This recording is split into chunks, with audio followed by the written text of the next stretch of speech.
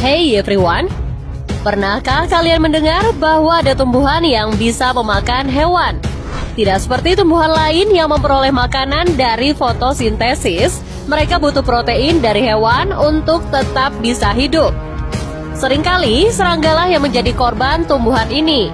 Namun terkadang hewan yang lebih besar seperti kadal dan mamalia pun tidak lepas dari perangkap mereka. Penasaran apa dan seperti apa tumbuhan pemakan hewan tersebut? Langsung saja berikut penjelasannya.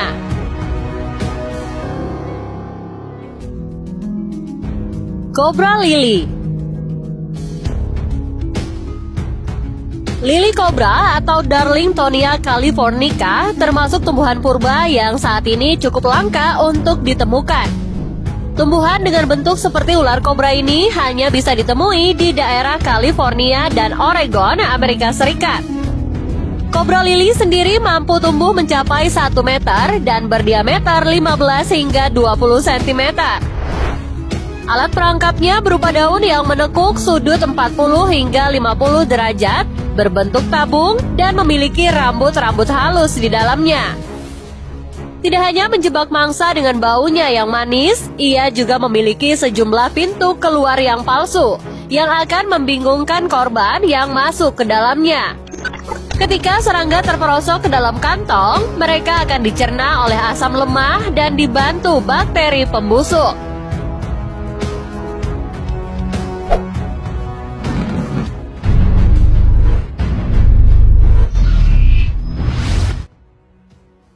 Bladderwort. Tanaman karnivora yang satu ini hidup mengapung di atas air tawar dan memiliki panjang sekitar 20 cm dengan ketebalan tangkai 1 cm. Bladderwort juga memiliki stolon yang berukuran 1-2 mm yang menyimpan kloropas. Di bagian stolon inilah terdapat lantung untuk menjebak serangga. Tidak seperti karnivora lain yang mengeluarkan aroma manis, Bladderwort justru menggunakan sulurnya untuk menangkap mangsa seperti serangga air, ikan, dan krustisia. Ikan-ikan akan mengira sulur tersebut adalah cacing, sehingga setelah terpancing oleh sulur Bladderwort, mereka akan masuk ke dalam kantong dan tidak bisa keluar lagi.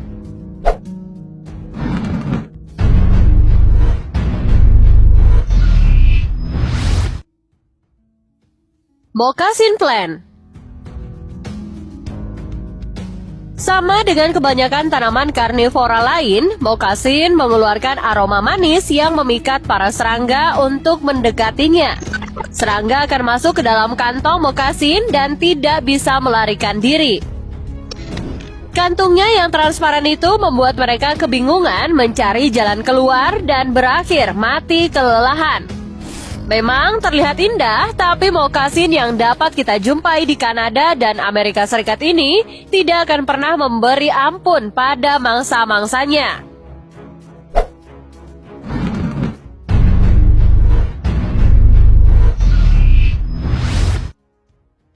Sundew.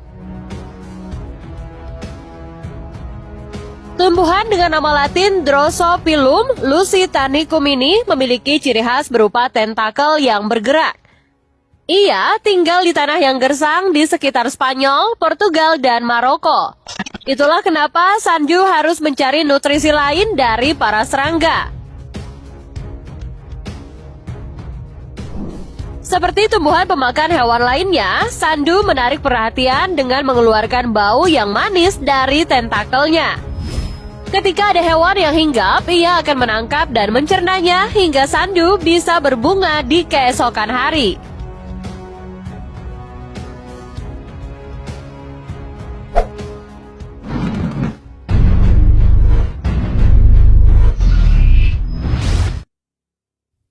Tropical pitcher atau kantong semar. Kantong semar adalah tumbuhan pemakan hewan terbesar di dunia yang dapat kita temui di Indonesia, Malaysia, dan Cina. Seperti namanya, tumbuhan karnivora ini berbentuk kantong dengan tutup di atasnya. Ia menarik perhatian serangga dengan bau manis yang dikeluarkannya.